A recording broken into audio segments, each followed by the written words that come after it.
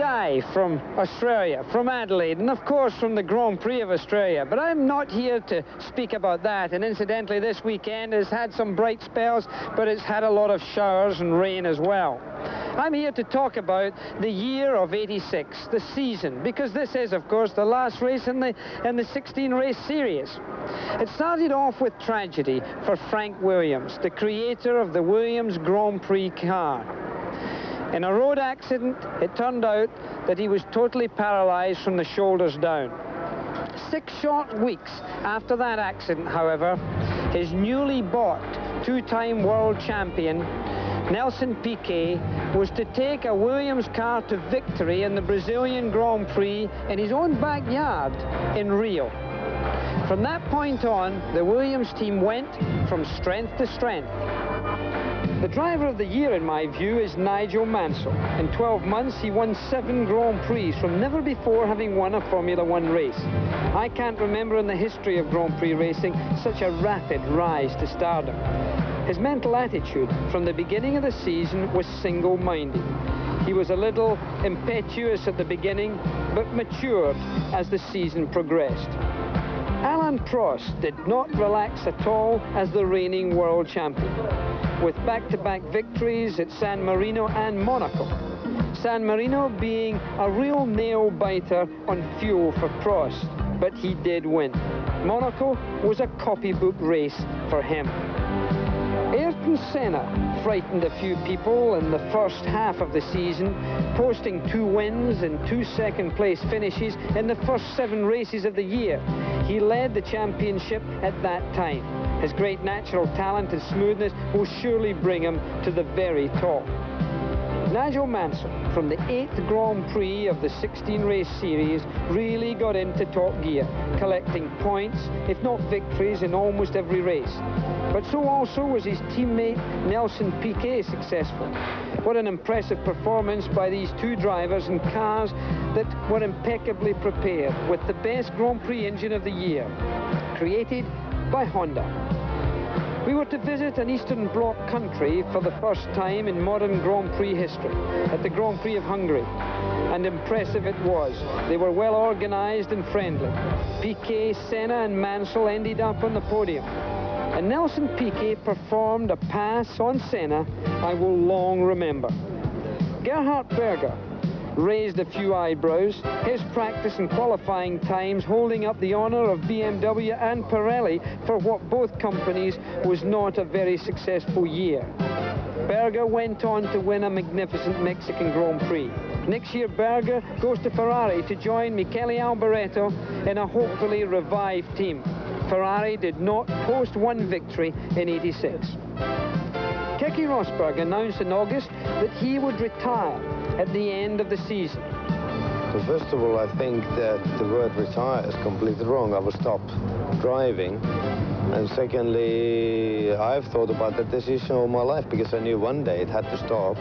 I took the decision quite a long while back, actually, nearly 2 years ago, and everything works on a time schedule, you know. '86 will be my last season, and that's it.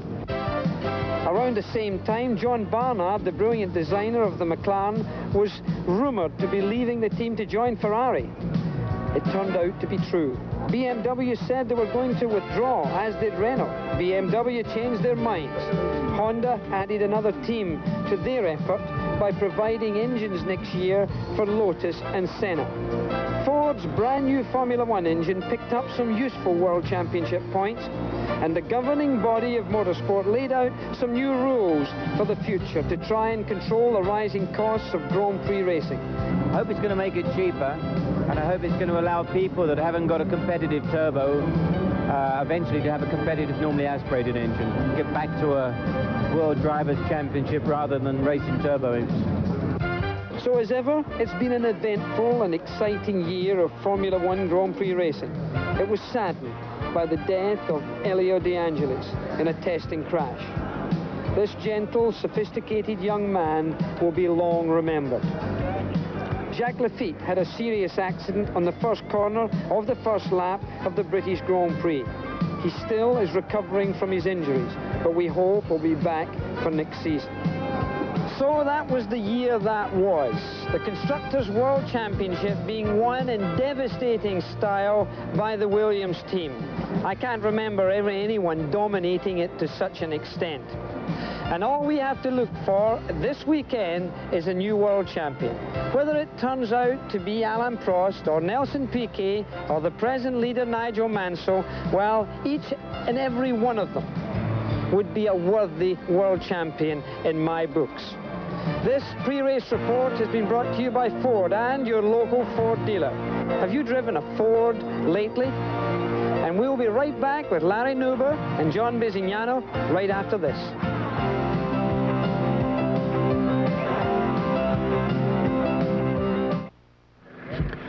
Hi everybody, Larry Nuber along with John Bisignano for the Australian Grand Prix of 1986. This is the final race of the season. It's Wimbledon, the Stanley Cup. And in this season of fall classics, this is like the 7th game of the World Series. Here are the principals. Larry, there you can see the statistics for Nigel Mansell, the gentleman who is currently leading the World Championship, coming into this race with 5 victories. A lot of people wondering if he can take the pressure to hold on here in Australia. Nelson Piquet, the Brazilian, 4 victories this year, but he has 2 World Championships under his belt in the past, and that will give him a great deal of confidence. Alain Prost, the current world champion, he wants to take this championship for another year. He has an awful lot to do here. He must win in Australia to secure that championship. John, the determination of points is kind of a complex formula, but we boiled it down here for you, and here it is in its simplest terms.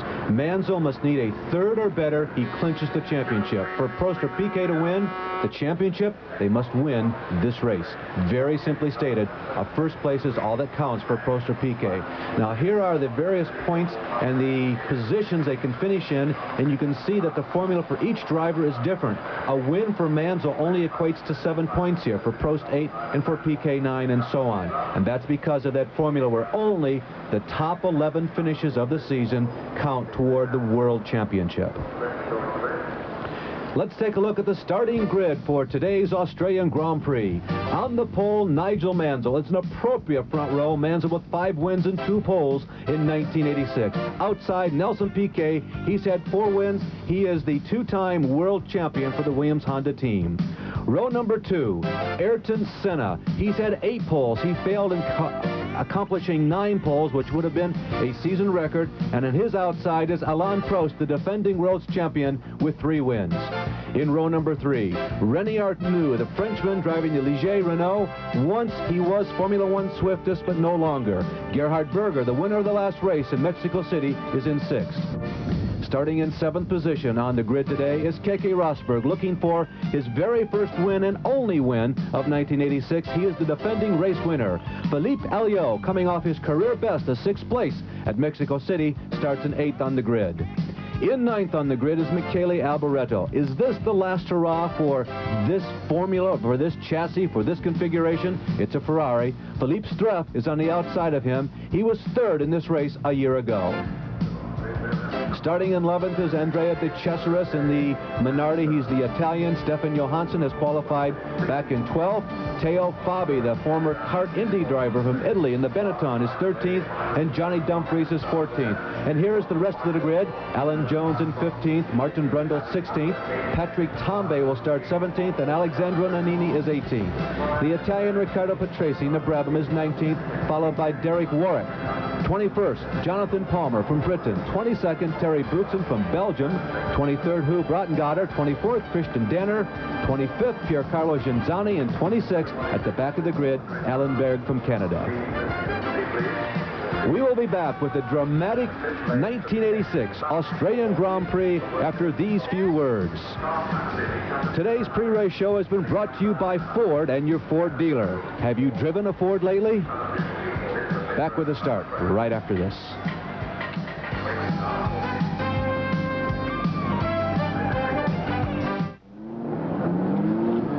As we look at Johnny Dumfries, this is only the second race ever in Australia. We are actually 2 weeks earlier this year than we were last year. Still the rainy season in South Australia.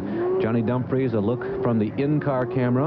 Of course, the beginning of autumn means smoking fireplaces and leaves. And remember, the beginning of autumn in America means the beginning of spring in Australia.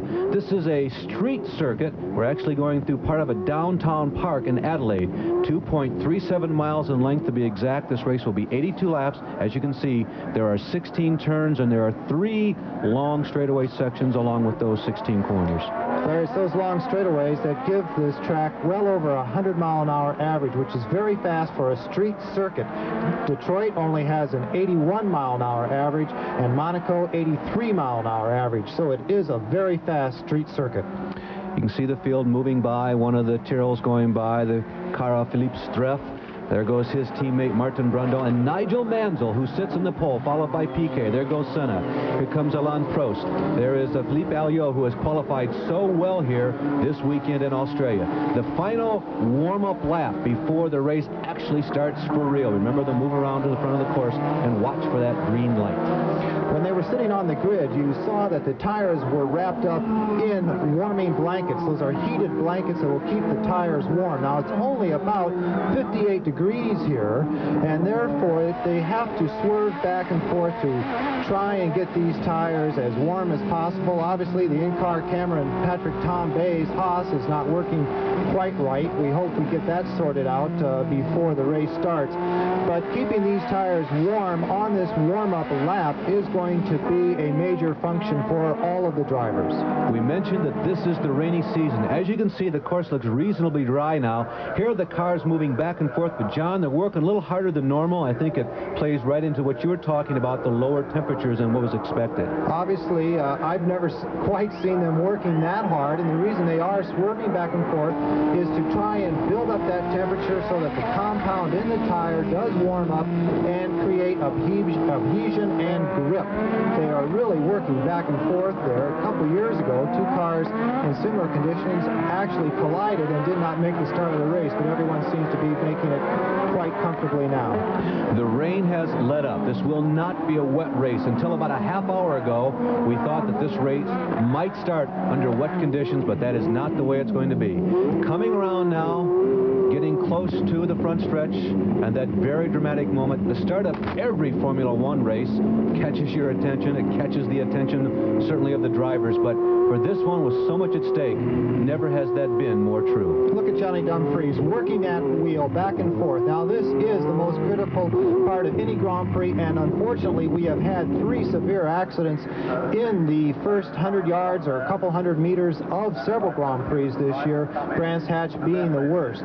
Nigel Mansell on pole position, pulling up to the front row of the grid there, and you'll see some lights come on up in one part of the screen. You'll see a red light, and then 4 to 7 seconds later, the green light will come on. We're getting some excellent shots from the in-car camera. Johnny Dumfries here. Seldom will a professional race driver, particularly at this level, let his guard down and let you know that the heart pounds just a little more. The palms inside those racing gloves get a little sweaty. But in this particular situation, the final race of 1986, with so very much at stake, they all must be thinking just a little more quietly and a little more deeper than normal. Let's watch for the red light to pop on top of your screen. Moments later, sometime between 4 and 7 seconds, the 1986 Australian Grand Prix, the quest for the World Championship, will be underway. Green light. And there's certainly a traffic jam in there in the middle. Alboreto hit up the rear end of the Benetton there. It seemed like the Ligier and the Alboreto Ferrari having problems right there at the very start. Another accident within the first 100 yards or first 100 meters. And look at Senna comes screaming by and to take the lead into the second corner. Mansell went underneath Alain Prost. Nigel Mansell, no, that was Piquet going underneath Prost. He uses that momentum to go around his teammate, the points leader, Nigel Mansell, and Piquet comes out in second position, followed by, or rather, led by Senna. I'll tell you, it was that second corner that last year Senna put Nigel Mansell off the track into the sand and ruined his Grand Prix. And I think, Larry, that Mansell is driving a bit more conservatively than we've seen him in the past on these opening laps. He has had some dramas before, and he seems to be playing for the points maybe than playing for the victory at this point. But it's Piquet going around Senna. You can see the sparks flying up down the straightaway, and Piquet heavily on the brakes, and he's got Senna, and he's in the lead right at the very end of that long straightaway. On more than one occasion in 1986, we have seen those two Brazilians go at it head-to-head, side by side, charging into a corner at the end of the long straightaway, skidding tires, throwing smoke, throwing sparks, and you never know really which one's going to come out on top. He's going to be from Brazil, that's for sure, but this time it's Piquet. There is Senna. He holds on to second. A great deal of competition between those two Brazilian drivers, but Keke Rosberg in his last Grand Prix looks very strong there behind Senna in the Marlboro McLaren. He won this event last year. Mansell, Prost, and Berger in the Benetton making up the first six, but Piquet is really pulling away, and Alboreto, there's certainly damage there to that right front corner, and he looks like he's trying to limp back to the pits. Like a hydroplane racer who is skimming across the waves, and only now and then, only occasionally does the entire bottom of the car touch the surface. And there comes the Ligier of René Arnoux coming in. Arnoux was the other driver involved in that. It looked like a tire change. He may have had some suspension damage, but they were trying to change all four tires. I didn't see them working on anything else. Hopefully he will rejoin very quickly. But Nelson Piquet is pulling out that Honda power. There you have the first six: Piquet, Senna, Rosberg, Mansell, Prost, Berger, several different chassis and motors, and it looks like one of the Marlboro McLarens coming by Senna. Yes, it's Keke Rosberg at number 2 on his car. Second place, the winner of this race last year. Keke Rosberg looks very strong. Keke Rosberg, after starting in 7th position, seems right now to have the fastest car on the track, with the possible exception of the leading number 6 Williams Honda of Nigel, or rather make that Nelson Piquet. The start is off without a hitch. We'll be back with the rest right after this.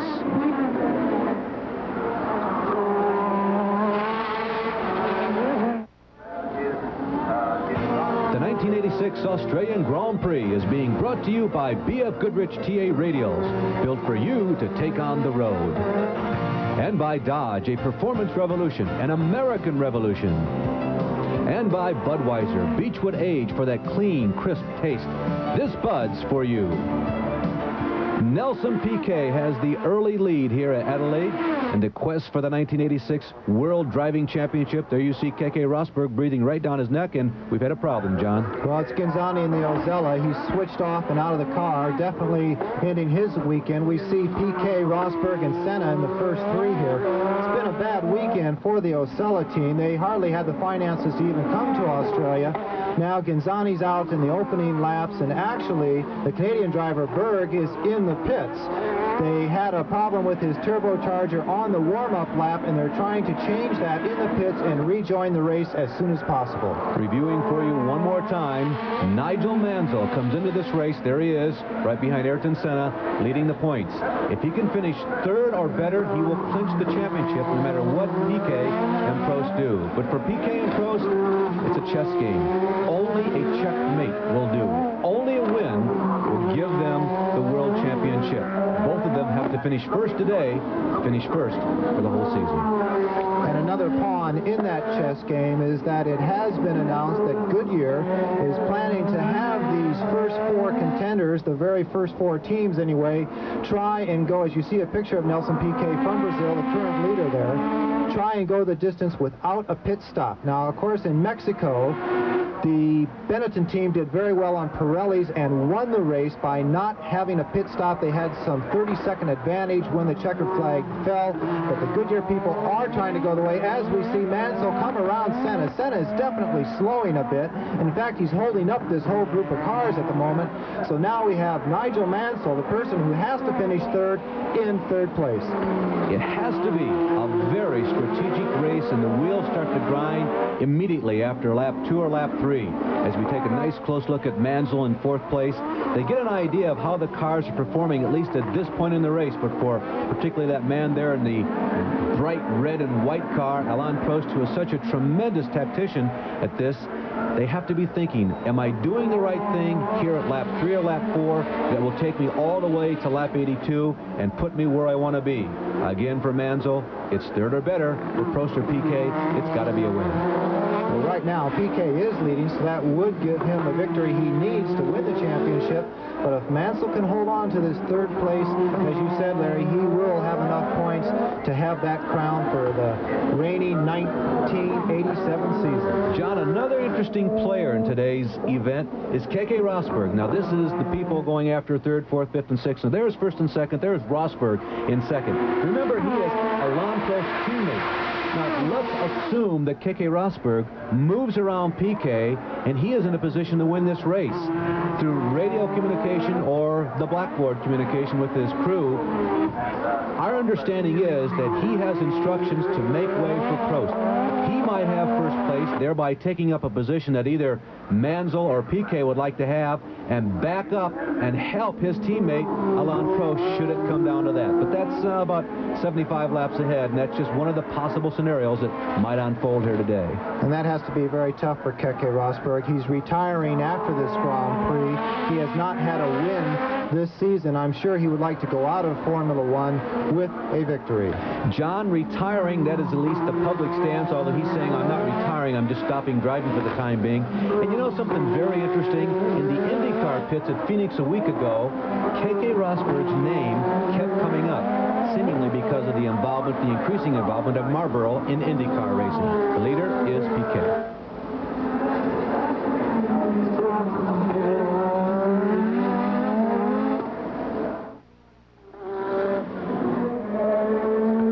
There is Nigel Mansell trying to hold his own against Senna and Prost as they run in the top 6. The fastest lap has just been turned in by Keke Rosberg, and he has the lead while we are away looking at those people going after 3rd, 4th, and 5th.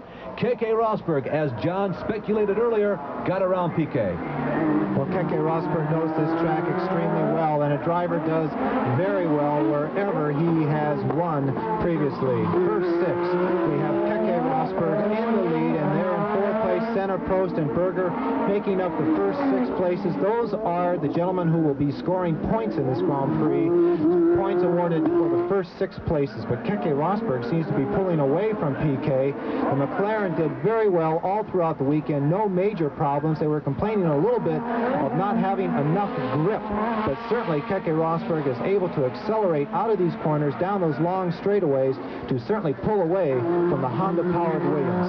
You know, John, it's common for these Formula One cars, particularly the modern era ones, to drag bottom. We've become very accustomed to seeing the sparks flying out, but a couple of those close-in shots there of Rosberg, his car seems to be riding much lower than anybody else running in the top 6, and the sparks are a lot more frequent coming out from underneath. Well, those sparks are made by titanium skid plates, and all the cars are bottoming, but still it's only the cars with the titanium skid plates that show the sparks. So there may be some people hitting harder, but the McLaren all season long has been getting softer and softer, as Keke Rosberg has shown to you there from Finland. All year long, the designers have been putting that car more and more towards soft settings, and especially on a handling circuit like it is in Australia here, soft settings seem to be the hot setup. Actually, 3.84 kilometers for those of you who are European in the crowd who might be listening. There are 4 90-degree corners on this course, which keeps the speeds down a little bit as Rosberg swings out of turn number 16, the very last one in this course. There is one long straightaway, which is also connected in 2 parts by a short dog leg, and maybe when one of the in-car cameras will get to see that a little later. And it makes up a distance of about 3/4 of a mile, and that's the place where they really get the high speeds. There are 2 hairpins. We saw that at the beginning of the show. So it's a pretty complex course, but then again, many of the street courses around the world are complex.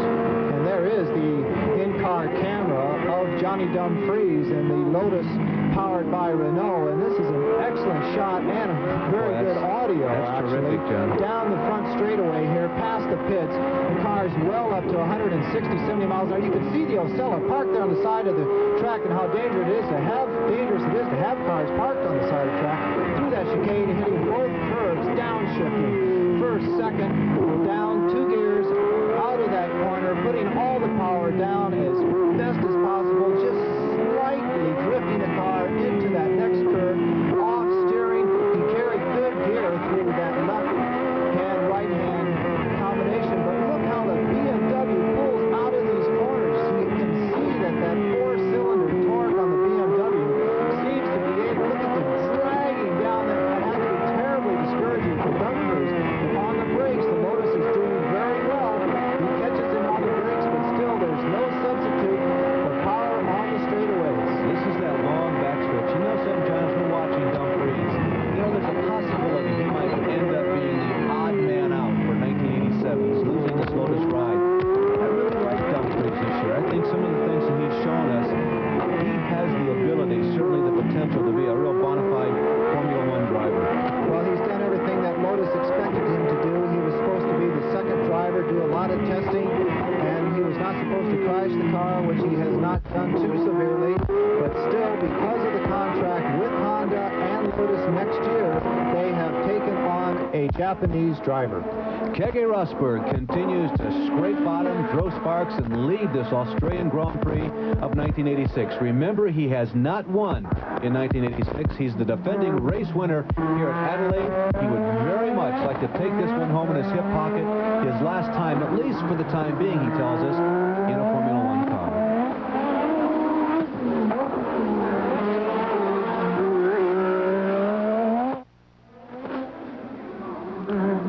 Racing through the downtown streets of Adelaide in southern Australia. This is actually the Central Park, and we've had a crash here. It's Nannini, John. Nannini in the Minardi. Again, he has come in very heavy contact with the wall. You can see the entire left side of the car has been ripped off and some damage done up around the driver's feet there. They're zooming in right where the driver's feet are up against the pedals, but they have crash boxes now to protect these drivers. And Nannini is out of the car, obviously, and there are no doctors around, so let's hope that he is all right, especially his legs. Yeah, saw some smoke, so I know the crash. And there is Rosberg putting some distance between himself and Piquet. I thought there was a change for position, but not at all. It's just Rosberg continuing to streak away. Now, third place should be coming up.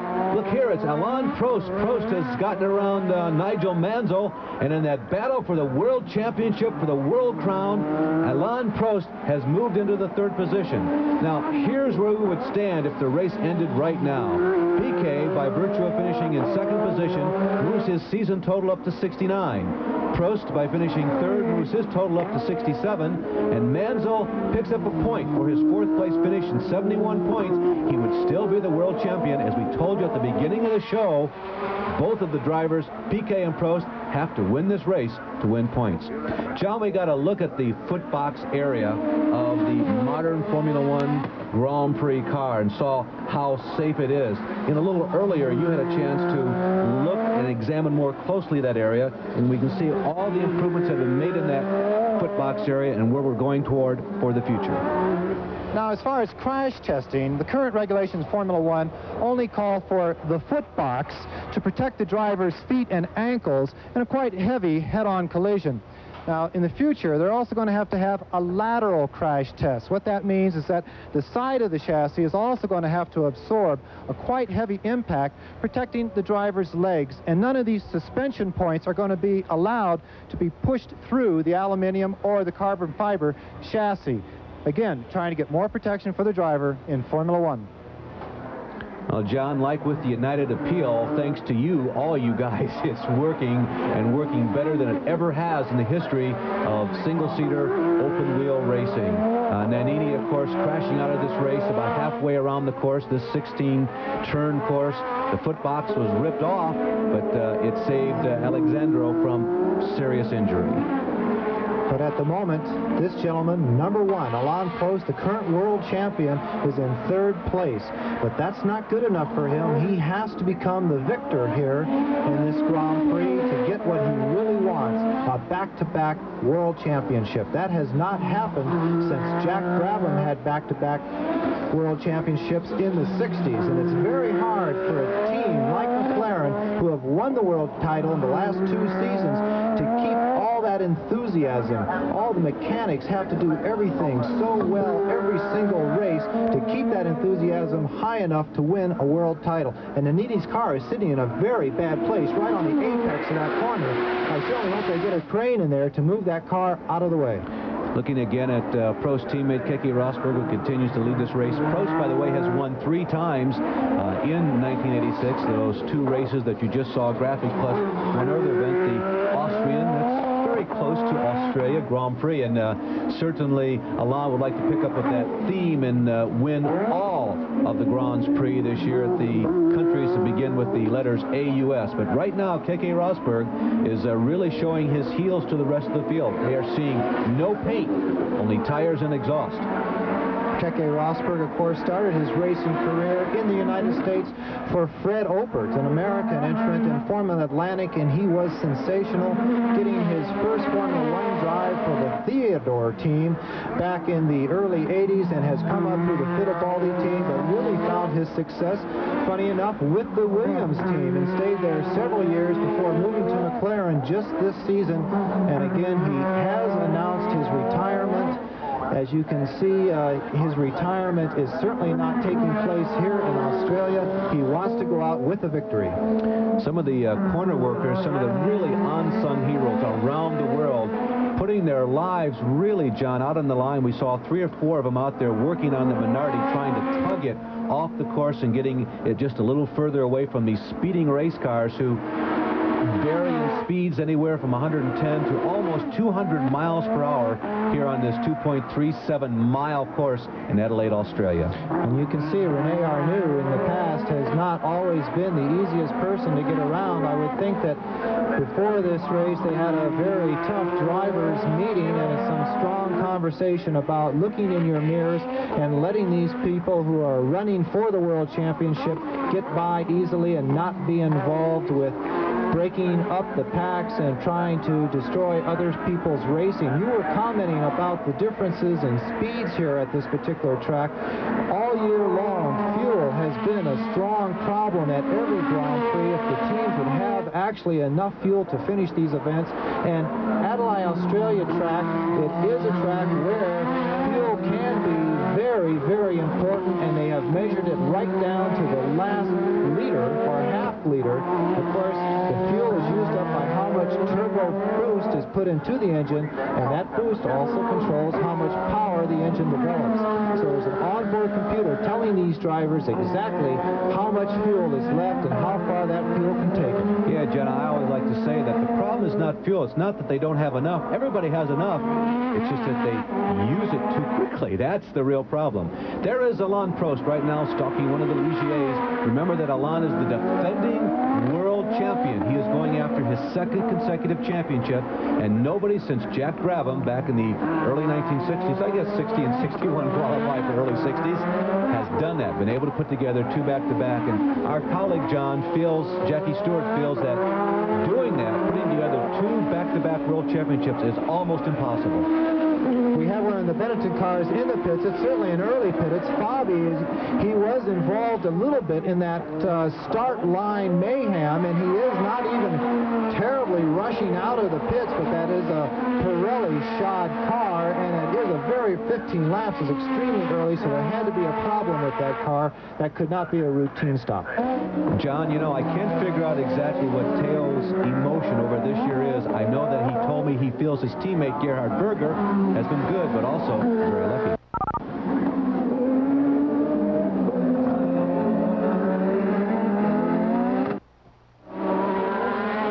In the history of Formula One racing, there have only been 7 drivers from this part of the country, but oh, what an impact those 7 have had. Names like McLaren, Hulme, Brabham, Alan Jones, and a man who I think in history was the best Formula One driver who never won a race, Chris Amon. We certainly have some smoke from an Australian, Alan Jones, in the Ford-powered Haas car there. Keep a close eye on that. He was certainly having some smoke either out of the gearbox or more likely out of the motor. It looked like it was a bit of a death rattle for Alan Jones, and that would be a bit sad because, and here we have Alan Jones coming down the long straightaway. He's blowing oil all over, and he's laying it down on the track. You can see the oil being laid down there. Dumfries has spun, John. He certainly has. He's going back onto the track. Somehow he's kept the engine running. You can see the lens itself has a bit of oil on it. Maybe he was behind Jones. Let's look. It's one of the worst places you could have oil on the circuit, right on the heavy brakes. And yes, the person in front of him gets very sideways. It's one of the Tyrrells, but Dumfries goes all the way around the Brabham, almost has him head on. Like Derek, yeah, looked like Warwick. This is agonizing for Dumfries, but he kept the motor going. He's pointing to let the 2 leaders by, but my gosh, now there's a perfect example of how oil can affect the drivers who come on that unexpectedly. I did not see any oil flags waving to try and notify them of that danger. I don't know, John. It happened pretty quickly. I mean, we just picked it up on camera here. We saw it on one camera. The next turn, we saw him laying down, Jones laying down a big patch, and then right away, Dumfries and the Tyrrell, I think it was Streff, it looked like Philippe, moved into that turn, and both of them sliding. It looked like Johnny had to get on the brakes just a little more than Philip, because he was also trying to miss Philippe as well as steer through that oil. Well, it was certainly an exciting moment, and the Earl of Dumfries did very well to stay out of everyone's way and not hit anything. And there, Alan Jones is in the garage, very sad. The only Australian in the event has retired, and he is in the garage and out of the Australian Grand Prix. John, talking about Jones as we continue to watch Piquet and Prost, you know, there was a lot of talk about him maybe retiring at the end of this year. Now the talk seems to be flowing much more in the direction of him coming back, and the rumor that he may have the possibility of bringing a big high-dollar sponsor. I'm talking about 7 figures, maybe a beer company to Formula One for next year, and he'll have another good ride maybe. Well, that beer company that you're talking about, you can see their signs, Foster's, all over this particular circuit, and they have started to sell their beer all over the world, and of course Alan Jones would be a very strong marketing tool for them, both domestically and internationally. Now back to the battle for the World Championship. Look at Prost as he has closed in on Piquet, and the story begins to unfold. As you would say if this were a mystery, the plot definitely begins to thicken. Remember that Prost's teammate, Keke Rosberg, is leading this race. If Prost, who seems to have the superior machine, at least right now, can get around Piquet, will Rosberg make way for Alan if it gets down to that? And these cars have onboard computers to figure their fuel. I wonder if good old Mansell back there has an onboard computer to figure the points. His pits have to be in constant communication with him as Piquet goes around the West car to make sure that he understands exactly what his point position is relative to the World Championship. They do not want him taking risks out there. They want him not to go for the win, but to go for the points. So I'm sure there's an awful lot of communications between the Williams of Nigel Mansell and his pit. John, 2 sets of teammates are involved in this. Now, if Prost moves around Piquet, Rosberg lets Alan move into the lead, then you assume that Mansell's pit will say, hey, Nigel, you got to get third. The man directly in front of him would be his teammate with whom he's had very harsh words in the last month. As a matter of fact, it's crescendoed at one point with Piquet saying, I think that Mansell will fold under the pressure, but with the points coming right down to it, Piquet, of course, would not have a chance with the 2 McLarens out front. Would he, if told to, move over and let Nigel Mansell get by and become the world champion? All types of different scenarios, and it's really in-depth and really deep with 2 sets of teammates up front in the first 4 positions. I would hope that Frank Williams has a strong enough control over his drivers to let such a decision go by. There is a great amount of rivalry between these 2, but still the team comes first in every situation. We do have a report from the pits that Ghinzani has retired with a gearbox problem, and Alboreto was not able to recover from that crash. They are out along with Jones with a motor, and Nannini actually was brake problems that put him into the wall.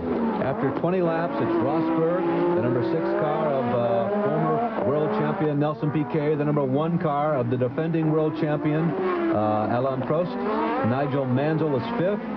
Ayrton Senna was 6th. And Stefan Johansson, showing for the first time in the first 6, is in 6th position.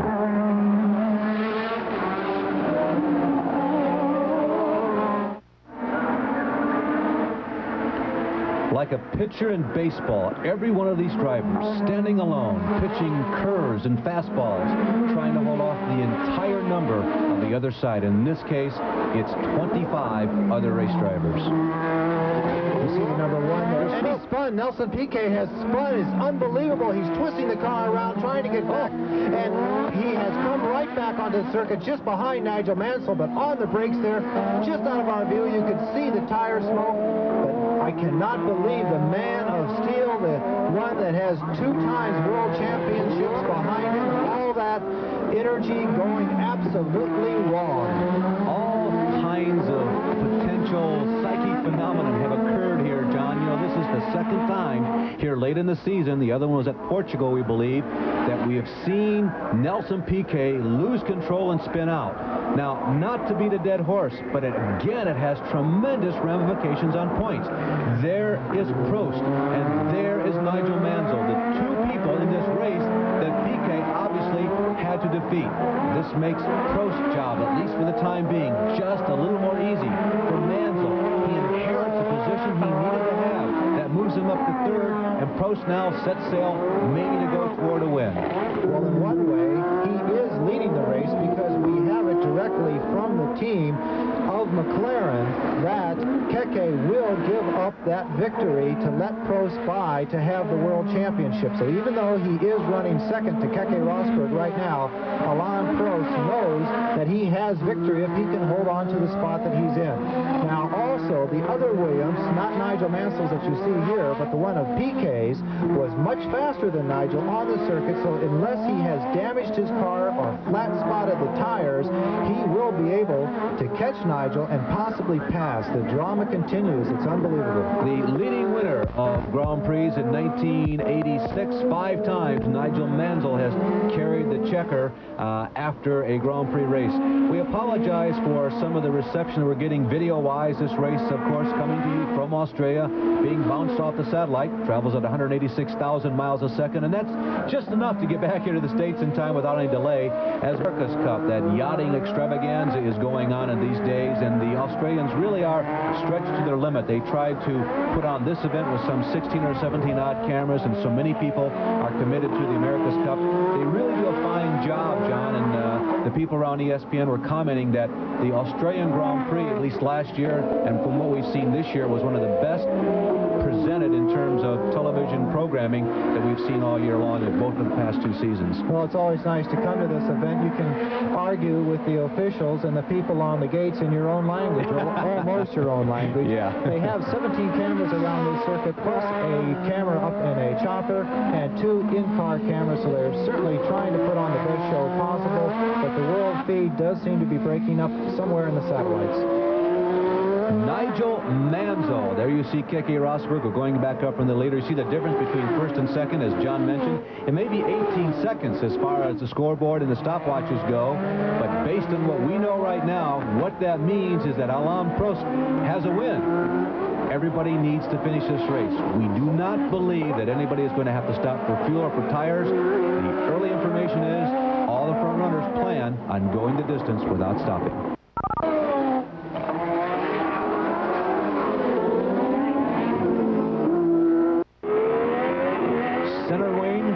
Slugging it out with the Adelaide circuit with Johnny Dumfries. The in-car camera, you can see there as he goes into this corner, the wheel being worked back and forth. The drivers have to have tremendously strong arms. The suspension moving up and down there on the right-hand side. That black thing right up against the wheel is the air duct pulling those brakes. Very hard braking here. The one dial on the left of the dashboard is the tachometer. The one on the right is the boost pressure, showing him the turbo boost. You can see it moving up as the RPMs increase. Those numbers across the top, that's his computer telling him how much fuel he has left, and the little switch next to his left thumb is the kill switch. That's what the driver hits. As soon as he thinks he's in big trouble and going to have an accident, he kills that in order to make sure that the fuel situation relative to any fires breaking out is at a minimum. John, these shots intermittently going outside and then inside really give you a dramatic display of what it's like to drive a race car. The aerial shots from above, it's almost like a motorized ballet. They're graceful. They glide along through these city streets. There's a peacefulness about what's going on. Then you go inside. You can see how violent, how much shaking is going on, how much abuse the driver is taking, bouncing off the curbs, coming close to, on occasion, nudging fellow drivers and fellow cars. What a contrast, but it vividly portrays for you what it's like, almost, to drive a Formula One car. It's as close as you can get, and especially the sound is just as beautiful as the drive.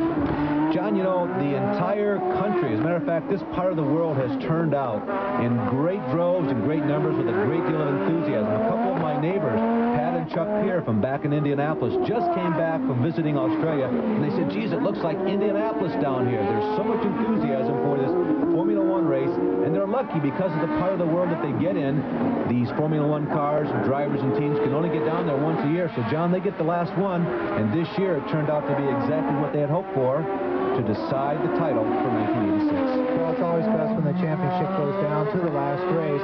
As we see Keke Rosberg coming by one of the Benetton cars, I think it's the car of Teo Fabi. He looks like he is a bit slow all around the circuit. Here we have Prost going by the other Benetton car. Yes, it certainly is the BMW car of Benetton car of Berger, who won in Mexico just 2 weeks ago. The McLaren seem to be able to drive just about anywhere they want to on this circuit.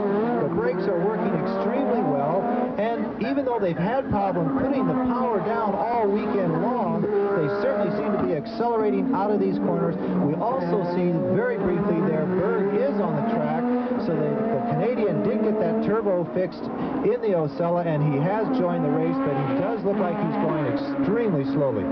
You know, the great running backs in the history of the NFL move with grace and almost effortless ease, and that is just the kind of racing driver that Alain Prost is. I don't think you'll ever find anybody, I certainly have never seen anybody in the years that I've been watching and observing racing, as we tune in now on Nigel Mansell checking his progress and PK's progress. I've never seen anybody better than Prost at going fast but making it look easy. On occasion, when Senna or PK, for instance, go very fast, you can tell it, you can see it. Senna is bouncing off of curves, he's laying down patches of rubber, and you get an idea this is a very fast lap. But when Prost does it, you don't really know what's happening. That's so true, Larry. He comes in after a race, his tires are the least abused, his brakes are the least abused, the car is never ruffled in any way whatsoever. He goes through a chicane without bouncing off curbs and back and forth. He is certainly the smoothest and the most gentle driver relative to his equipment on the Formula One circuit, and he does go quickly. Well, John, the interval between Rosberg, the leader, and Prost in second remains the same. We're not yet halfway through this race. I figure that what's going on inside the minds of the pursuers, Prost and PK, must be entirely different from that which is going on inside of Mansell's mind. He only needs that third-place finish. What do you think, John? Do you think that both PK and Prost are exactly where they want to be right now? No, I think they both want to be leading, even though the rules in the McLaren pits at the moment say that Keke has to let Prost by. There's no better place to be than out front. They're going through a lot of traffic here. You can see them going by Andrea De Cesaris and coming up on the Brabham here shortly. The most comfortable place to be is out front because then you're in a bit more control. You can actually go back a little bit and let those drivers come within maybe 10 or 8 seconds before pulling out. They can save their tires, they can save their fuel. Number one place is the most secure position to have, especially when the championship is in such a dire strait. John, there's Mansell again. You know, I had the feeling before this race started that for him to have a real chance, now we have a pit stop. It's Prost. Back to that story in a minute. What's going on here, John? Alain Prost in the pit. You can see the car is up and off the jacks with the 16, 17 15-second McLaren pit stop. That's one of the longest pit stops they've had all season long. We don't know why he came in. We were told that Goodyear was planning to go the race distance on one set of rubber, but Prost came into the pits. Now that has to tell me, certainly with only a third of the race gone, that he may have had a puncture. Something must have been a little bit adrift with those tires. We didn't see them changing anything else. Now, we'll try and find out exactly where he entered back onto the circuit, but this is a tremendous development. Oftentimes, Prost is very crafty. Was it a crafty move, or was it a problem on the car?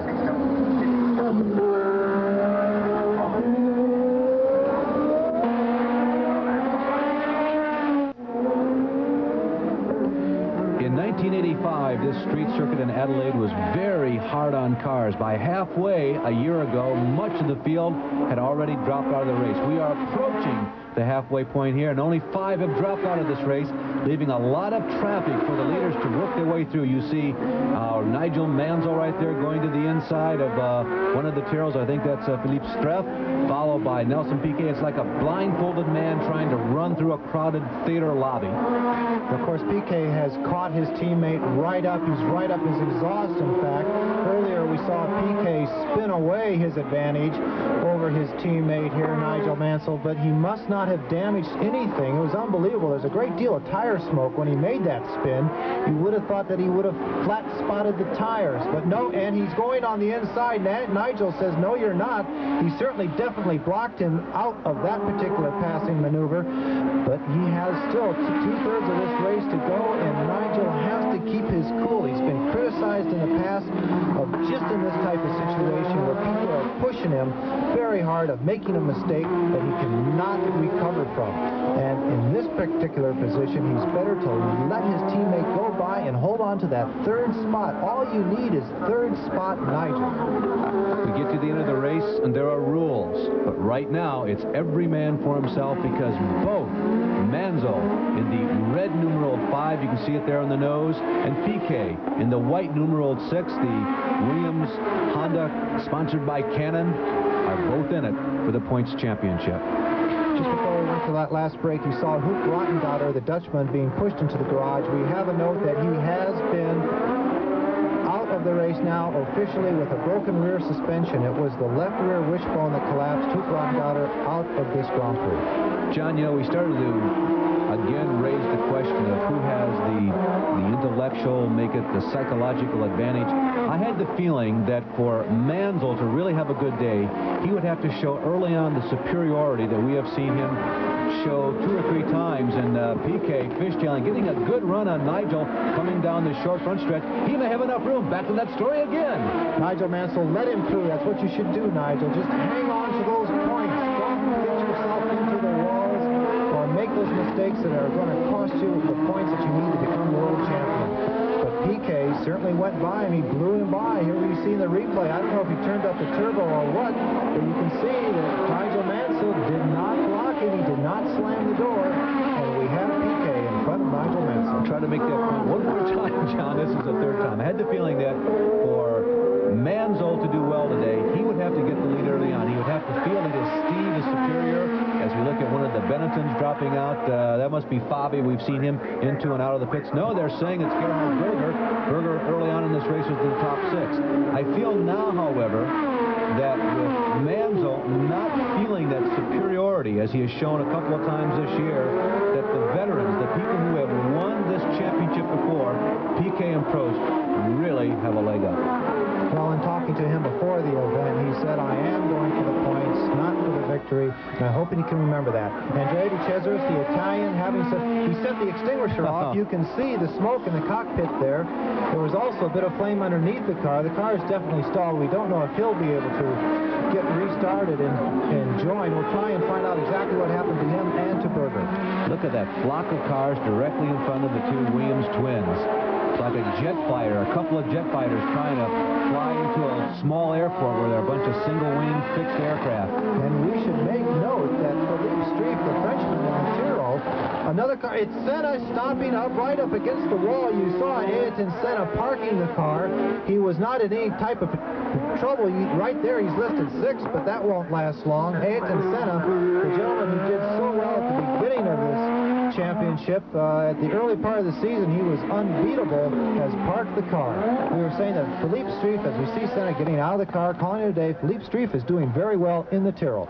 So Ayrton Senna, who has to be looking forward to next year because he was out of the championship even before this race began, he finishes the season with 8 poles. Had he been able to get one more here in Australia, that would be 9, would have tied him for the most ever in a single season of Formula One.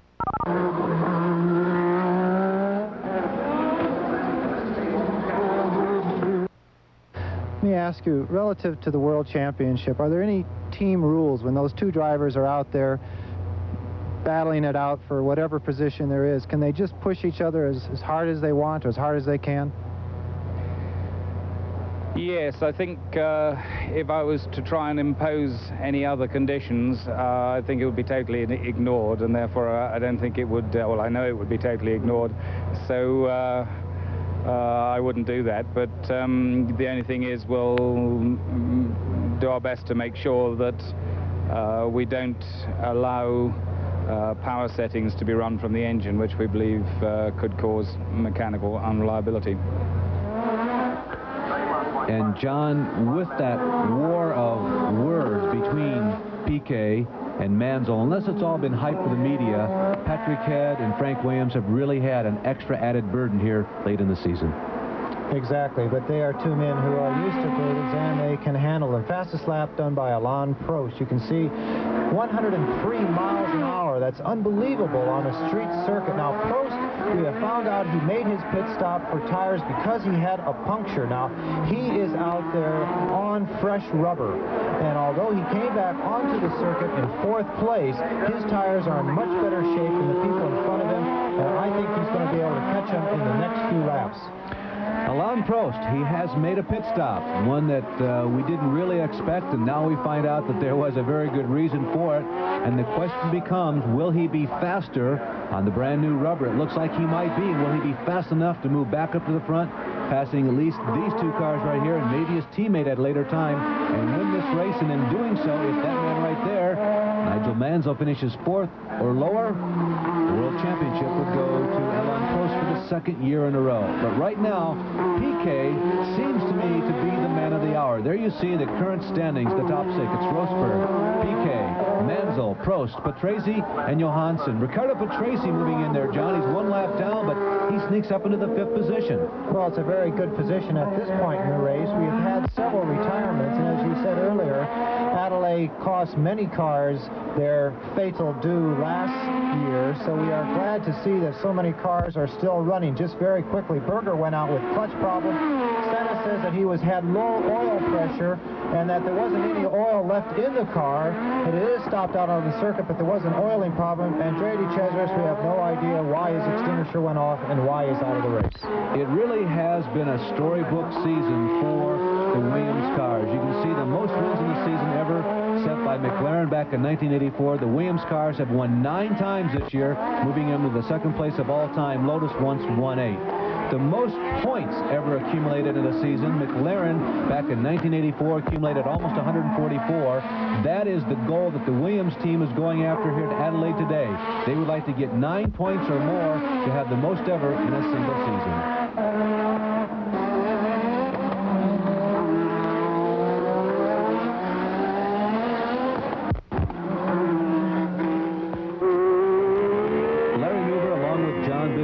Joined by Jackie Stewart a little earlier for the Australian Grand Prix of 1986. You're taking a look from Johnny Dumfries' viewpoint of this 16-turn, 3.84-kilometer course. It's actually almost a modified oval, except for turns 12 through 15, which turn hard to the right and snake back into what is almost the infield area of this street course here at Adelaide. It's almost like one of those old courses at Vegas. And there you have Keke Rosberg is still leading. He has quite a lead, actually, in this Grand Prix.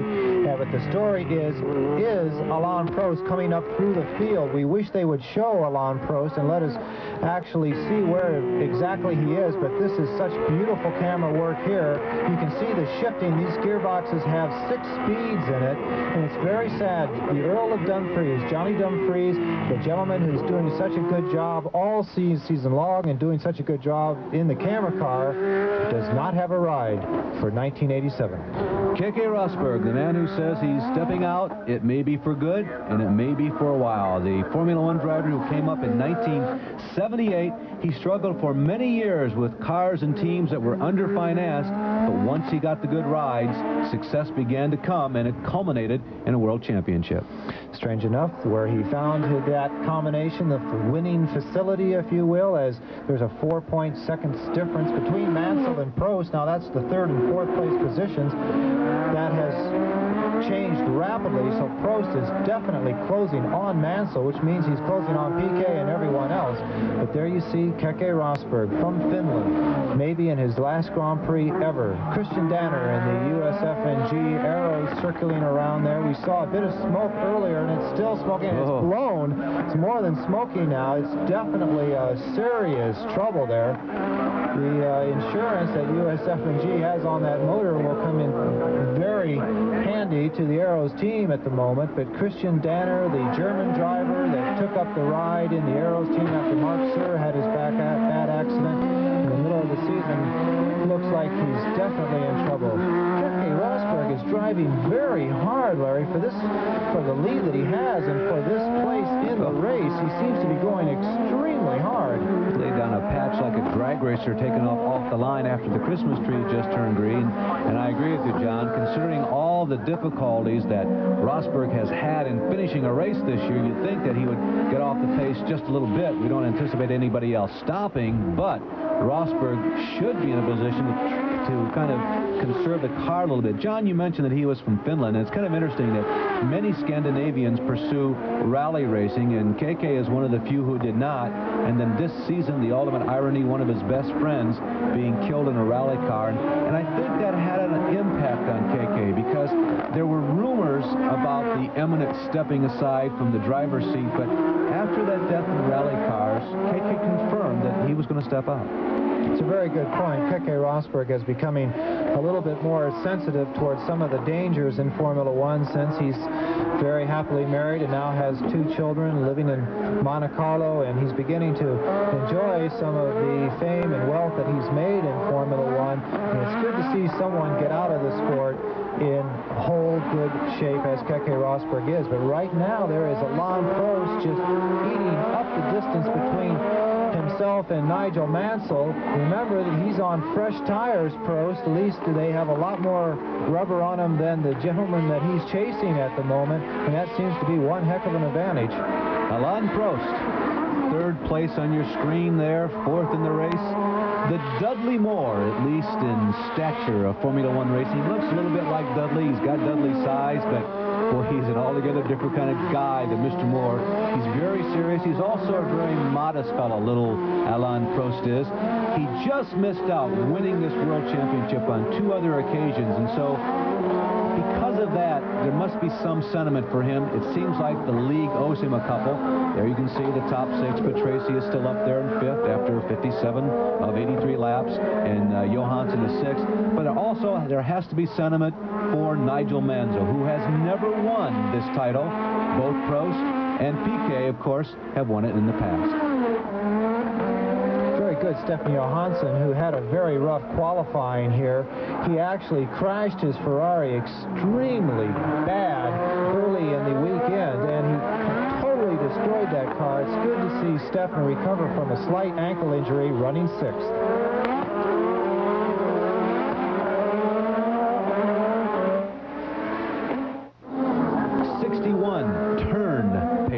Have been graded. There are 22 to go, and Keke Rosberg continues to lead this race. all season long, the McLaren has been considered to be a better chassis, better handling. The suspension works better in the tight, twisty circuits, but it's that Honda power that allows Nigel Mansell to stay ahead, especially down these long straightaways. You can see the humidity in the air coming off that rear wing, but Alain Prost has Nigel Mansell in his sights, and that is a dangerous position to be in. Mansell has had wheels turning in his head as well as underneath his hands and feet all day long, as one after another, and a couple of the people on 2 or 3 occasions come up to challenge him from behind. We figured that Nigel would probably run a strategic race more than a charging race, but I don't know that even he could have anticipated how much pressure he would have received almost all race long up to this point, John. You know, there was a few chunks of rubber down that straightaway. You could see the rubber was on the road. It was being thrown up. I don't know who's losing rubber off the tires, but someone is definitely having tire problems ahead of this group. Alain Prost, the man who stopped after about 30 laps of this race to replace the rubber. You figure that he has the freshest of everybody out there. If we'll hold him in good stead by the time we get down to the end of this race, only time will tell that. He has more career points than any other of the active drivers. Only 4 have earned over 200 points in their career, and he is the leader. Keke Rosberg is out, John. I can't believe it. It's the right rear tire. You can see it's actually shredded. He's looking at the back of the car. I was wondering, why didn't he drive to the pits on 3 wheels? He must have done some suspension damage when the tire went. There it is. The rubber's flapping around. We said earlier there had been some rubber on the track, but definitely that right rear has certainly thrown the entire tread. Keke Rosberg was leading the Australian Grand Prix. He's out of this race, and that makes the Williams driver, Nelson Piquet, who has to win the race to win the World Championship, is ahead at this point. A startling development. Rosberg, you saw him getting out of the car. It looked like he walked over to the corner of the course and gave the thumbs up sign to somebody. I'm guessing it must have been the other combatants running 2nd, 3rd, and 4th, and maybe his teammate, Alain Prost. Well, this is what he does best. He's very used to leading races. He can keep his concentration extremely John well. Prost has gotten around Mansell. Prost has gone around Mansell. We missed it when they were showing the Keke Rosberg parked car, but Prost has gone around Mansell. Right now, it's Piquet first, Prost second, and Nigel Mansell third. Now the question becomes, does Prost have enough to catch Nelson Piquet, one of the alleged masters, one of the grandmasters of this type of racing? Although we have the probable 2 grandmasters in Prost and Piquet running up front, and Nigel Mansell will trail now. And Nigel Mansell is out of control. He's trying to hold on to that car. Nigel Mansell has had a rear tire explode on him. Tremendous ramifications on the championship. Are Mansell's hopes dashed? I think so, John. Oh, totally so. He was all set up. He was in 3rd place. All he had to do was hold on to that, and another tire failure, this one on the left rear, and it's ripped the entire suspension off the car.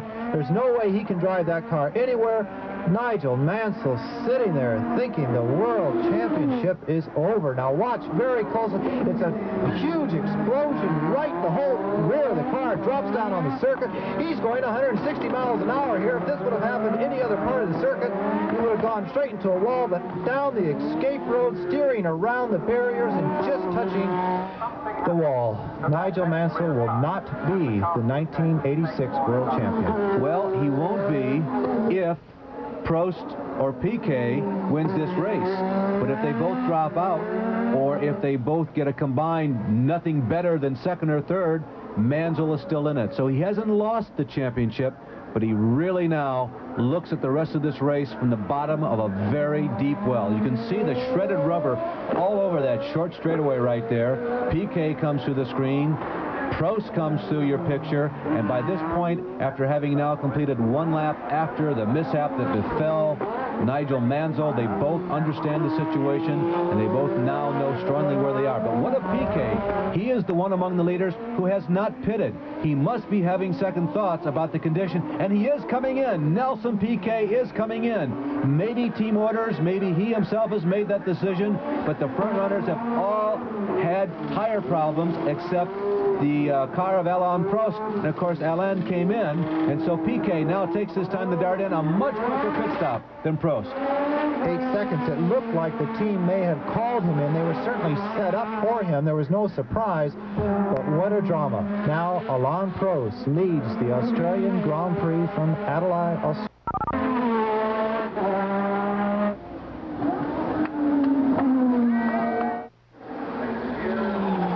So Alain Prost, the little Frenchman who just barely was nosed out in 2 successive years for a World's Championship in 1983 and 84, inherits the lead. But it's Johnny Dumfries that's in the pits with the Lotus. There must be some word going up and down the pit lane for these people to come in and change at least rear tires. You saw the sign there that said brakes. I've been telling you all season during pit stops that they hold that sign up there. The driver has to hold the brakes before the wheel nut can be tightened, and that's why Keke Rosberg went out of the Mexican Grand Prix, is that he spun those rear wheels while the air gun was still in there, and it knocked off the air valve, and all the air came out of his tire, and that was the end of his Mexican Grand Prix. John, it's almost poetic justice that Alain finds himself here in the lead late in this race. You mentioned about those couple of seasons when he was seemingly the most successful driver on the Grand Prix circuit, only to have the points snatched away. There was one year where a win was actually taken away from him. One year there was a race that he scored well in, but only got half credit for it because it was rain interrupted. And now, here in a season where he has never led points until today, maybe, he finds himself literally in the position to win the championship. Well, of course, this little Frenchman has been in that exact position several times in his career. He lost the World Championship to this man here, Nelson Piquet, by 2 points just a few seasons ago, and then to his own teammate, Niki Lauda, by a mere half point. So that experience has to give Alain Prost, who's leading this Grand Prix, a bit of an edge. Piquet, his 2 championships came in years in which he scored only, I say only for a very specific reason, 50 and 59 points. Obviously, it's going to take more than 70 to win it this year because that's the number of points that Mansell already has. We should mention there are 15 cars out of this race, out of 26 starters.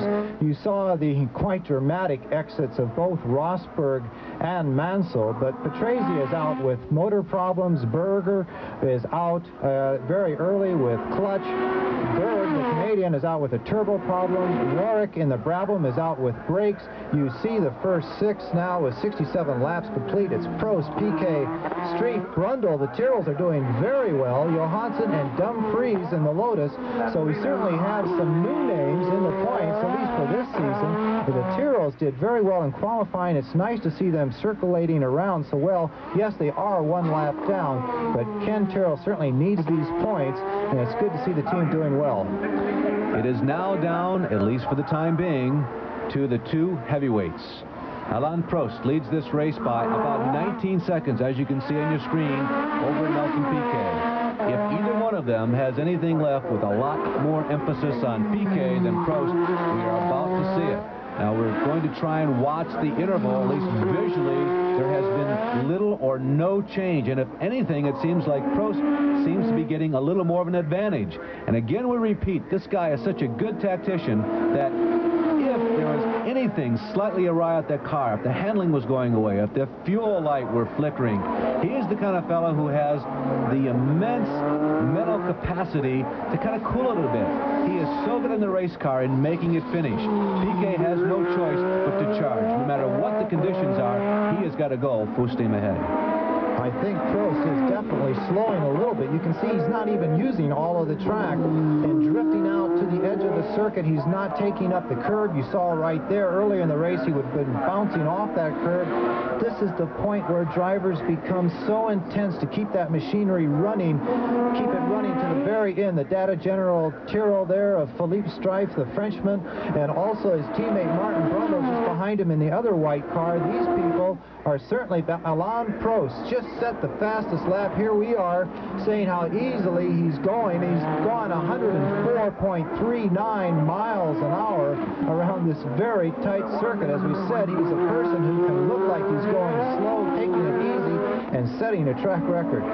The Tyrrells are doing well. There's Piquet. Piquet now moves the fastest lap down to also, obviously, below 1 minute and 21 seconds. He moves it up to 104 miles per hour. But Alain Prost is beginning to look like he has all year, and that is world champion.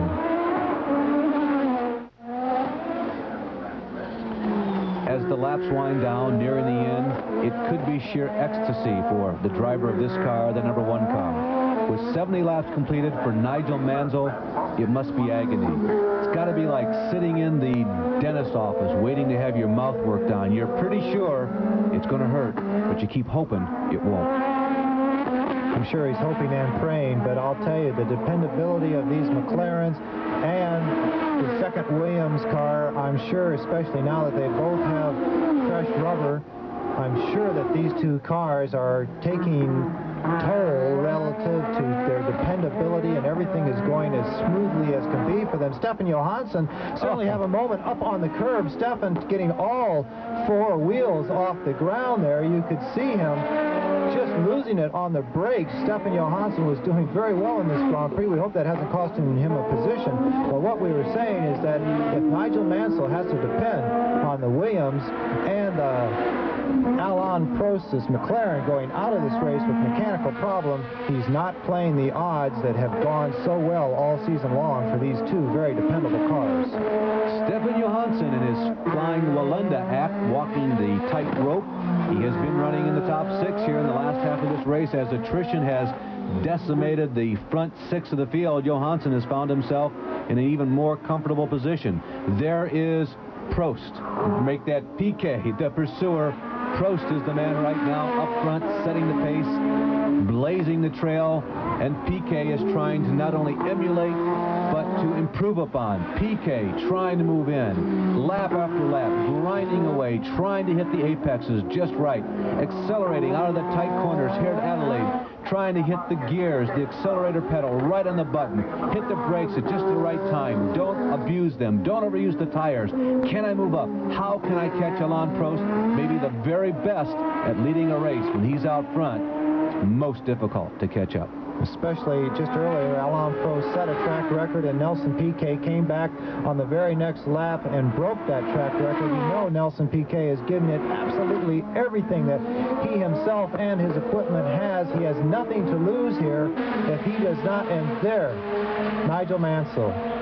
I am sure he's looking at this television screen so intensely. The entire team gathered around him.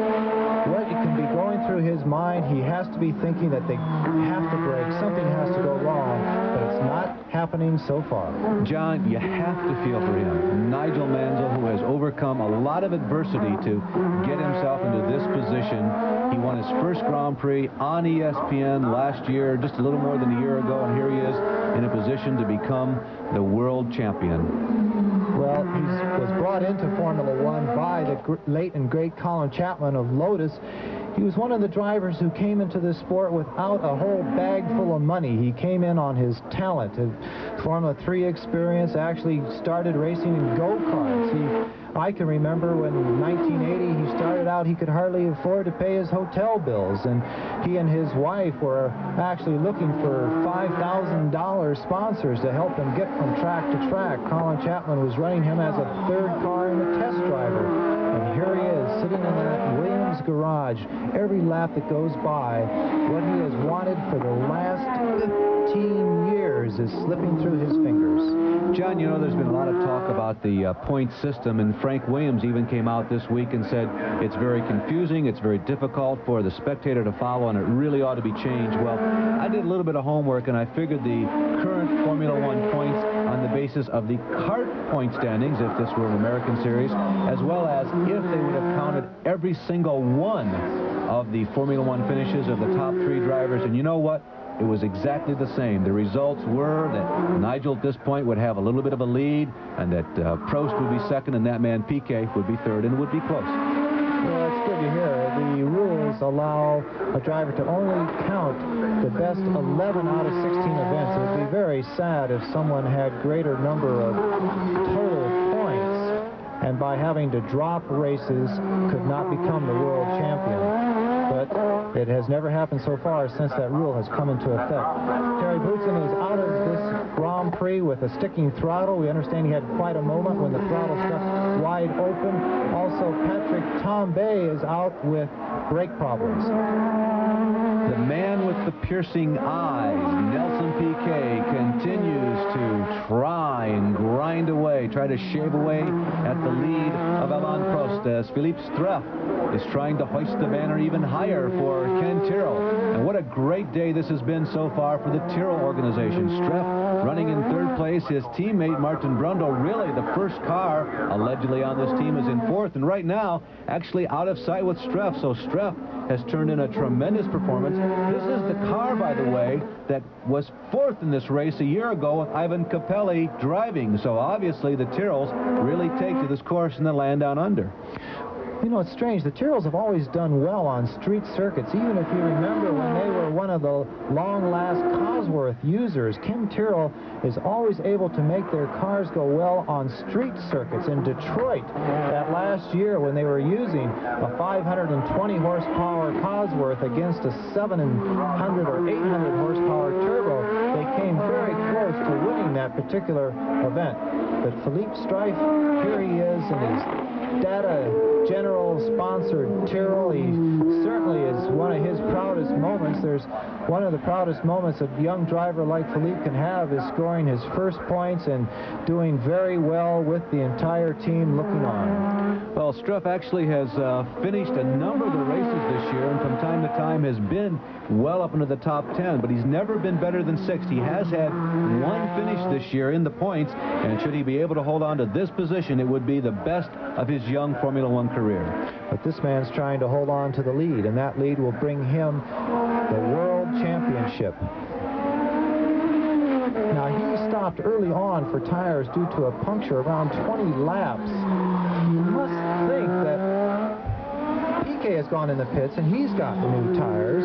Now, just about when this race is about to end, these tires on Prost's car will be at that, well, have to say it, almost dangerous point where Keke and Mansell went out with blown tires. I wonder if the McLaren pits are thinking about bringing him in for a tire change. I can't believe it because he has such a lead. He can slow down, but here he is setting track records. I don't know what can happen in that situation. A very good point, John. All that has to be on their mind, but he certainly cannot risk coming in. At this point in the race, with well under 10 laps to go, it's all or nothing for Prost. He either wins this race or it's a DNF. It's a did not finish. Even though he has an approximate 15 to 20 second lead, by coming into the pits, the slowdown, the stoppage time in the pits, maybe 10 seconds, and the speed up will cost you anywhere from 35 to 45 seconds. So he does not have enough of a cushion to risk coming into the pits for a stop. I can't see Ron Dennis bringing him into the pits. The whole McLaren organization, if you can imagine winning 3 world championships or having the chance of winning 3 world championships in a row.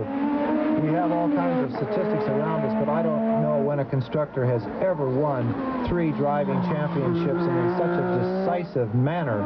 Ron Dennis actually started out as a Brabham mechanic and has worked himself very hard, the most diligent man I know in Formula One, to become the owner of this particular team. He and Crichton Brown and Mansour Ogier own McLaren International, and he has brought the team back from the doldrums to a world championship status.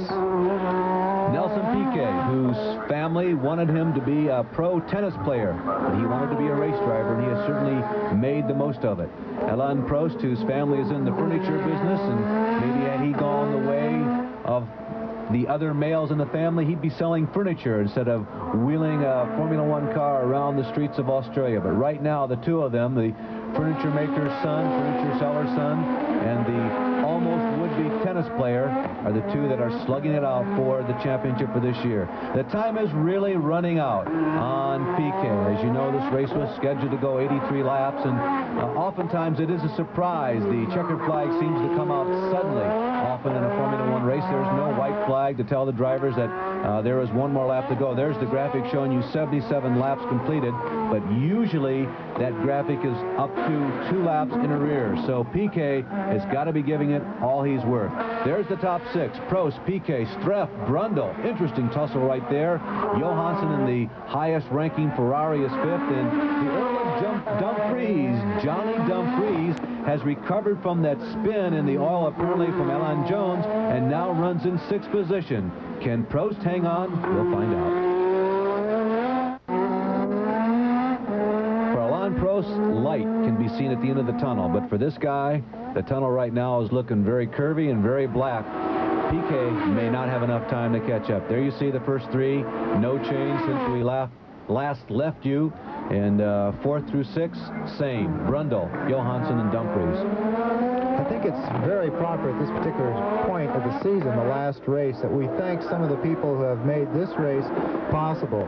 FOCA TV is an organization that's been following us around for the last 4 years and doing a very good job, headed by Alec Whitaker. Chris Davies, who has the fastest editing hands in Formula One, has done an extremely excellent job under very tough conditions, and his very brave 2 cameramen, Pepe and John Piero, who have actually risked life and limb to give you the best shots possible. Guys, thank you for a great 4th year. Also for traveling around the world with us and helping us out collecting information, Doug Blackman and Martin Rice. Both of those gentlemen live over in Europe. Doug, of course, a Native American who's spending the winters over here. Back here at ESPN, Conrad Picciarello, Wendell Grigley, who was involved. Our producer who traveled with us all year, Neil Goldberg, thanks a lot. We had a very good time. It was an enjoyable year. The entire engineering crew back here at ESPN showing a lot of patience, because it always wasn't an easy job to try and coordinate these broadcasts from around the world. And of course, the executive producer of ESPN Auto Racing, Terry Lingner, and also to Jackie Stewart for helping us out on these broadcasts this year. And while I'm thanking everybody, thanks for you also, John, or thanks to you also. Well, it's been a great 4th season. I know that Neil Goldberg learned how to say "it's not good enough, guys" in 9 languages. There is Johnny Dumfries. Johnny Dumfries going after a 6th place finish. A point finish for Dumfries. That would be his only 2nd of this year. There's the in-car camera trying to come through for you. Probably battery power. It's been out there running for almost 2 hours now. There you get a shot following Dumfries around the course. Those in-car pictures were terrific, though. And as a matter of fact, Johnny has provided us with, I think, the most memorable thrills of this Australian Grand Prix. We have confirmed the fact that Nelson Piquet was definitely called in by his crew to change tires. We must say, in all respect, Goodyear has had a fantastic season, winning every Grand Prix but one. These 2 tire failures that they've experienced here are extremely unusual. Dumfries, you can see, has moved by the Tyrrell of Martin Brundle. He is 1 lap in arrears of those 2 Tyrrells. So even though he is picking them up and laying them down and putting it on the 2 Tyrrells, he is not improving his position. He's putting on a good show here for everybody around the circuit at Adelaide, and those of us here back in the States watching on TV, but Dumfries is not improving his lot in life. And Johnny Dumfries, once again, this is his last race for this year, and maybe for all times, in the black and gold John Player Lotus. He is being replaced by a Japanese driver, part of the Honda package, where the Renault engines are going away from the Lotus for next year, and in come the Hondas. John, you know, I hope not. I hope Dumfries is not the odd man out, as we potentially described him earlier in this broadcast. I really enjoyed watching Johnny and get to know him this year. He's a good little guy. He really is. And I think he would make a very fine addition to most Formula One teams. And I'll tell you, based on what I've seen this year, he might even be remotely a candidate for something like Tyrrell, or maybe Zaxbyt, or maybe even Arrows. You never know. One of those teams that is kind of in the middle right now of the hierarchy of Formula One racing might be able to find a place for Dumfries. He may be as good as anybody else who's there right now, or at least a potential for 1987. Well, one seat that's no longer open is the seat of Berger. It has been officially announced that Berger will be driving for Ferrari next year, and that seat has been taken by Terry Boutsen. Well, the crowd is beginning to stand in cheers. The graphic says 2 cars in the lead lap, and I think that this is the final lap, because Alain Prost, as he traverses around this 2.3-mile course here in Adelaide, is beginning to get the plaudits of the assembled multitude. Alain Prost headed for his 2nd consecutive World Driving Championship. The man that had 2 not stolen but taken away, almost legislated away from him, may have had one handed to him in a matter of sorts here in Australia today. and he will be another great champion, back-to-back champion. Alain Prost, one of the finest gentlemen and certainly one of the best drivers on the circuit. Alain Prost, you're doing beautiful. It's the last corner. You're coming down the grid, the checkered flag. Alain Prost is the World Formula One champion of 1986. Great job, Alain Prost. Alain Prost comes to a stop not more than 100 yards past the start-finish line, climbs out of the car, even though he is a most deserving champion, and he can't believe it himself. You can see the hands going behind the head and saying, wow, I didn't really expect this. I knew that we'd do well. Mentioned earlier, he has never led the points until this very moment. This is the first time in 1986 that Prost has been the leader of the points. He picked the right time, the right day, the right place, and the right finish line to do it, John. You can almost see the smile underneath that full-face helmet. He is so thrilled. Look at his crew, little Indy there with our back to us, some of the boys who have made this car run so well. The 1986 World Formula One champion, Alain Prost, all 5 feet 4 inches of him. What do you think? Do you think he ran out of gas, or do you think he's just so enthused he wants to get back as soon as he possibly can? Walking across the track while the cars are still racing. I think they're waving the yellow flag as he's crossing the track like that. You know, it's against the rules to stop like that. He will have a $10,000 fine, but he was disqualified from the San Marino Grand Prix a couple years ago by running out of fuel on the cool-off lap as Nelson Piquet comes by in second place. I'm sure he stopped that car. So I'm sure, Larry, the reason that Prost has stopped was to make sure that there's enough fuel in that car to add a little bit of weight. He'll gladly pay the fine. John, the Tyrrell of Martin Brundle has stopped just across the start-finish line, and there is Philippe Struff. Now, that means both of the Tyrrells, no, they were not the same car. Both of the Tyrrells have come to a stop. Now we're back to Brundle. And you know, John, they were already a lap down. They had not made that extra lap after taking the checkered flag. They would have had the opportunity to race all the way around the course, and they were racing with Dumfries and Johansson. Well, that's the next question is how does this, well, here's the answer right here. Yes, Stefan Johansson has moved up in front of both of those Tyrrell drivers. There's a view of him in the red Ferrari there, his last race for Ferrari, but you have Prost, Piquet, Johansson now, Brundle, Struff, and Dumfries in 6th. Kind of interesting, Johansson, who right now is without a ride. Everybody expects him to be the next man going to McLaren to replace Keke Rosberg, although nothing has been announced yet. He has spent most of the last third of the season doing better than Gerhard Berger, except in Mexico City, where Berger finished reasonably high, didn't he? Like he won or something? Yeah. He won with some 30 seconds. It's the politics of Ferrari and Formula One will always be a mystery to those of us who think in reasonable terms. Well, there is Philippe Alliot coming in, sans helmet. You just saw Struff walking back, and talking about walking back, here is Alain Prost. He's going up to the victory podium where he's going to be the star of that show one more time. Alain Prost's season has ended in a pennant stretch drive. He has finished in the top 3, make that the top 2 the last 3 races. He's won 2 of the last 5. Right now, Jackie Stewart is with this year's world champion. Back-to-back world champion, the new world champion of 1986. Alan, what a day. Yeah, it's fantastic. It's even more fantastic that I had a fuel problem, and I would say 15 or 20 laps before the end, I could read on the computer that I was -5 or -6 liters. And you know, this race was a special race. In normal circumstances, I would have lifted off a little bit and take care about the fuel. But because of the championship, I say, okay, maybe the computer is wrong. I try to go, or I win, or I stop. And I let Nelson win. And I think today the computer was wrong, and I finished with -5 liters. It's even more fantastic. But it is very great for me that to win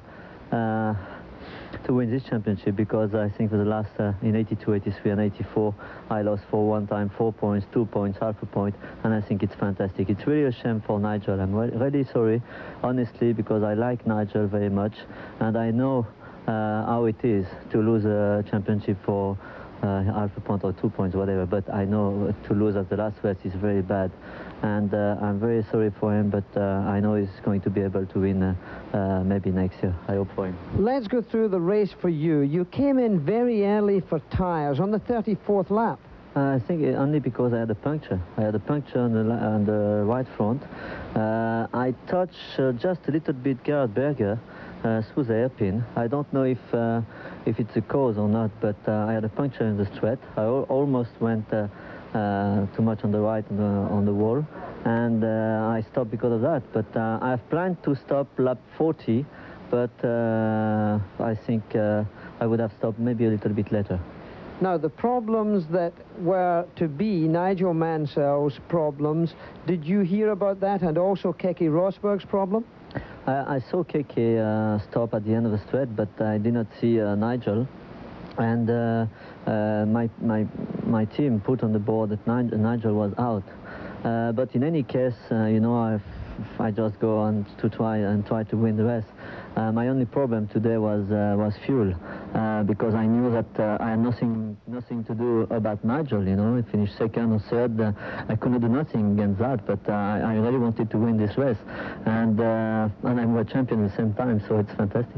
You did not have radio contact between your pit and yourself during the race. Yeah, that's a problem, and it's I think next year we have radio, because it's very important, and in this kind of circumstances it's very important to communicate with the team, and I could not do that. Alain Prost, you're now a two-time world champion. Today you beat the record of Juan Manuel Fangio by now having 27 Grand Prix victories, and now you join Jim Clark with 27. It's 25. 25? You're looking for 27. I'm looking for 28. Well, guess who's got 28? You know, it's a fantastic day for me today because of the championship, but my ambition was at the beginning of the year to win a lot of races and try to be as close as possible to a new record. So I've done everything I wanted at the beginning of the season, so this day is fantastic. Well, Alain, you start a new year with great prospects, and you win your final Grand Prix of 1986. World champion Alain Prost, congratulations. Thank you very much. I can tell you that I'm going to fight again next year. Huh? Don't give up. Well, for the record, Stewart has 27, Lauda 25, Clark 25, and now Prost also 25, Fangio 24. As we go back and look at some of the pre-recorded festivities up on the victory podium, you know, John, in this era of brazenness in professional sports, I really am comfortable with the humility of Alain Prost. It shows what a fantastic champion he has been this year and what a champion he will be in the year to come. I must say here that you and I picked this gentleman as the world champion very early in the season, and Jackie Stewart picked Nelson Piquet. Well, here are the unofficial points. Prost finishing with 72, Mansell 70, but the big change here in the top 5 was Johansson, the guy there on the right of your screen, nudging into 5th position on the season-long point standings on the basis of his third place finish here today in Australia.